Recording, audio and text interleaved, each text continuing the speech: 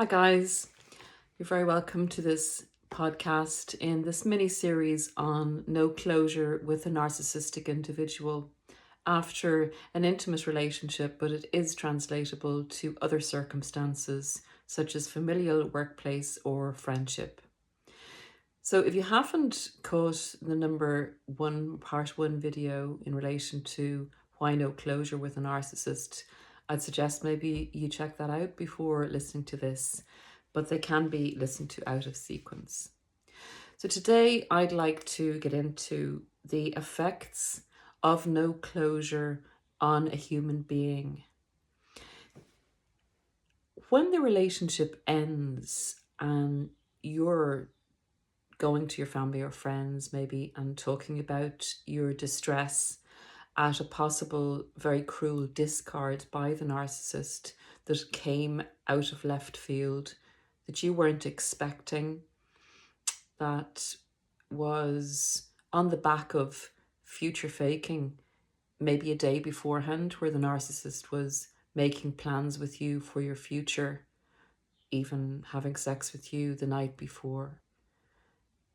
This is a huge shock to the system, the discard in itself. And then a narcissist that goes off without giving you an explanation, either ghosting you or blaming you for the failure of the relationship in a very brief few sentences, and not allowing you to communicate your feelings or having a proper discussion about why the relationship is all of a sudden ending. So the narcissist disappears into the ether and also possibly blocks communication from you in relation to questions you may have as to what the hell has just happened and why have they suddenly disappeared after a serious relationship or a family relationship that's lasted years, or a friendship that's maybe even lasted 20, 30 or 40 years. So guys, I'm going to get into the effects on a human being of not being able to communicate your feelings with another individual with whom you've had what you believed was a very close, intense and loving relationship. So let's get into it. First of all, when you're talking to family and friends, they may say things to you not understanding exactly what you've gone through, and supposing kind of in their own minds that you've more or less known that this was coming, even if you say that it caught you unawares, that you must have had some indication that the relationship was breaking down and that it's best for you to just move forward and move on from this individual. And while that's great advice, it doesn't come close to being able to support you, not through any fault of theirs for lack of understanding about narcissistic abuse, but it's like taking a plaster that you would put on a cut knee and placing it over the site of your appendix when you have severe appendicitis that's about to rupture. That's how effective these cliched sayings are to an individual who has experienced a cruel discard and is now being blocked from the narcissist in relation to closure. Although you may have one avenue open, it's usually an email avenue that they will leave open, but no response if you do send them an email asking for a meeting or an explanation. So the narcissist is very aware that giving you no closure and being out of communication with you, or not allowing you to communicate your feelings or to connect with them in a meaningful way, that basically ignoring you is, in their opinion and their mind, the worst thing you can do to an individual, because to do that to a narcissist is the worst thing you can do to them. It's like kryptonite to them to ignore them, because They only exist because people believe in the mask. So ignoring them and taking that fuel away from them is literally taking their life source away. It's very damaging to them. I guess it brings them back to a time maybe when they were a child and a caregiver ignored them. They were left to cry in a cot. It could go back that far. But the pain of that is pretty excruciating and damaging to a narcissist. And they know that. So they're doing to you the thing that they would hate for someone to do to them. They're basically putting upon you the worst pain in their experience that you can put upon another human being.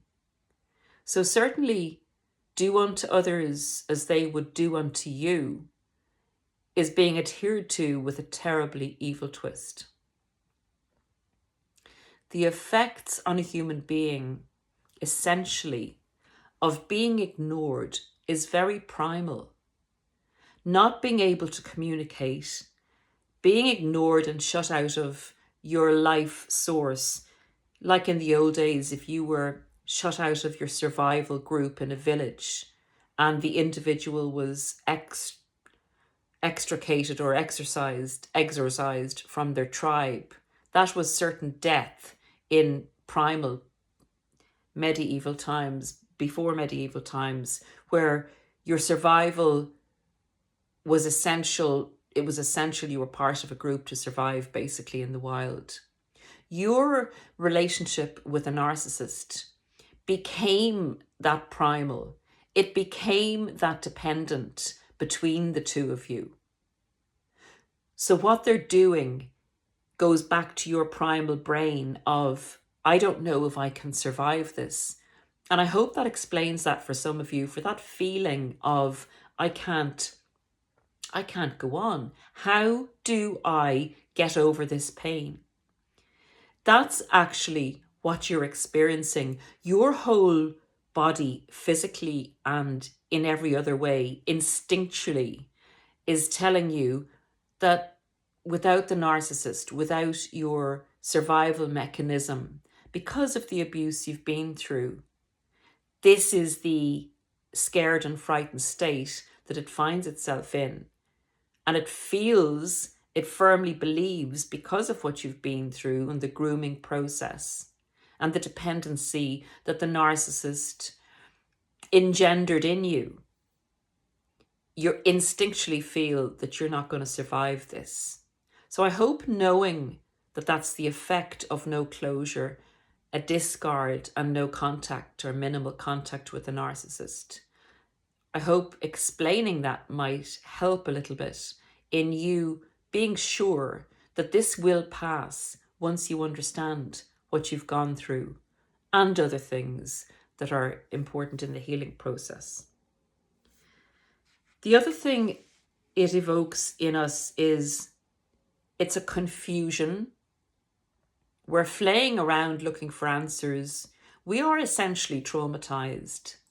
We're traumatized by the shock of the discard, and the lack of closure is highly confusing and traumatizing, and we're flaying around and we're blaming ourselves, and we're full of self-doubt because we have been effectively ostracized by the person that was very important to us, that fed us back an idea of who we were, that we became probably too dependent on without knowing. It's a very subtle process, narcissistic abuse, to bring you under control. It goes under the radar with the covert narcissist. So you are left in a pretty bad state post-discard and being shut off from closure, communicating your feelings, gaining an understanding of where you're at and how you fit in, how you fit into the dynamic of what's happened. Another effect is you feel dehumanized.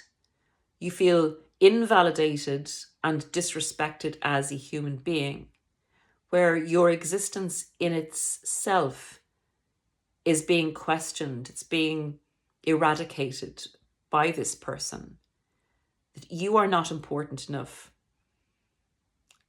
Your existence is not important enough to be acknowledged. Never mind your humanity. Ignoring is the worst thing you can do to a narcissist, and that's why they do it to you, because they know how effective it can be. It keeps you in a traumatized state. It keeps your focus and attention fully on the narcissistic individual, because you feel you need to put things in place. You feel that they have total power over the situation. And in effect, the move of giving a person no closure is taking total power and is leaving the other person feeling powerless, because the only person the target feels that can make sense out of what's happening is the person they were in the relationship with. Now, we have to park that belief for sure, understanding that we were with a narcissist, because that's the closure that we can give ourselves. It's understanding we were with a narcissist, and the closure comes from that understanding, not from the narcissistic individual who is purposely giving you no closure. The other devastating effect is that it's very destabilizing. You're in a highly emotional, distressed state. You are grieving the loss of someone who is possibly a daily participant in your life. Your life would have revolved around that individual, or you had a very close association with that individual. So they were part of your daily routine. They made a jigsaw piece of sense in your daily routine. It's like losing a very close family member. It may be losing a very close family member. And it's as if they are dead. The lack of closure and the lack of communication and the very quick and unexpected discard is, to all intents and purposes, like a sudden death. But you are not allowed to grieve essentially with meaning, because although the person is dead, you can't go to other people and grieve in the normal human process that we go through and think back on things that all made sense up to a point before the person died, because the person isn't dead, but they've essentially made themselves dead to you. Very, very destabilizing. In this destabilized and traumatic state that you find yourself in post-discard, with the narcissist denying you closure of any kind that makes any kind of sense to you, or none at all, there is an overwhelming feeling of powerlessness. You're in every way debilitated. Your mind is confused and can't make sense or headway of how to go forward, because you feel like there is a bridge that needs to be crossed, but there's no access to that bridge to get you to the other side, because the bridge has been denied to you, the access has been denied to you to make sense of how you go forward. The way we do this is to essentially build a bridge of knowledge to get us to the other side. So again, the debilitating feeling of not being able to reach out, communicate, make sense, and to grieve properly what actually did occur, or what the relationship actually was, in the light of the individual's revelation in the discard and lack of closure of being a possible narcissist.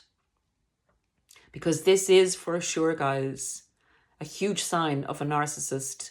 Not all encompassing. There has to be other behaviors, patterns as well when you look back at the relationship. But it has the smacking flavor of a full-blown narcissist if someone has done this to you. So essentially, you may be finding yourself in a traumatized state where you even feel the world is going on around you and you're not a participant in it. It takes quite a while to get you back to yourself, to a real sense of reality, to overcome the grief that no closure and the discard has propelled you into. And then when you have that settled and you have that understanding and time has passed and you understand that you were with a narcissist, then you begin your journey forward. You make the bridge for yourself. I'd call it the no closure bridge that you build for yourself. And then you can learn to fly. Sometimes people don't get to build that bridge because the trauma and the grieving and the sense of powerlessness and the self-doubt and the primal feeling of being shut out from a life source or force that is going on within your body. Because of all these feelings, sometimes people, particularly if they don't get the knowledge, and that's why please share, guys, the videos, like and subscribe, consider taking that action to maybe help someone out there that doesn't know this. The poor person that doesn't know this and that doesn't understand what's happened to them and goes into a low state can find themselves in a depressed state and a suicidal state because they cannot get onto the bridge to get to the other side of what's happened to them. They don't understand that they need to understand what's happened to them to fully make that their own bridge of knowledge, to cross to the other side and to go forward with their own lives in a fully awakened state where on the other side, I can promise you, there is joy to behold in an awakened state. And the pain itself is definitely a trigger for a huge amount of growth. But having to go through this is really difficult. So I hope this video helps explain the effects of no closure, and in understanding what you're going through, you'll be able to build that bridge for yourself to a new and a fantastic life, and believe that it is there. This can propel you forward if you basically turn that frown upside down, make this experience, and I'm sorry if you're just in the beginnings of it, it seems nearly like an impossibility, but it's not impossible. A lot of us have done it. I've done it. People I speak to in coaching are doing it or have done it. Believe me, it's possible. And believe me, the results are what have people nearly saying, I'd nearly go through it again to get to where I am now. And that's hard to hear too, but that's true. So guys, the next video in this little 3-part mini-series is going to be short. I hope not too difficult to hear, but I'm going to play the narcissist. I am going to get into the narcissist's head and I'm going to speak to you as I believe the narcissist is subconsciously, consciously, and a bit of both actually thinking while they're in this scenario with you, because a lot of people go, what the hell is going on with them? How are they thinking? How can they do this to me? So that might help as well. So I hope this mini series is going to be healing and a bit explanatory as to the confusion we find ourselves in when we get discarded by a narcissist and when they decide to give us no closure. Take very great care of yourselves, guys. I'll be posting again soon with a new podcast in relation to me being the narcissist. Bye for now.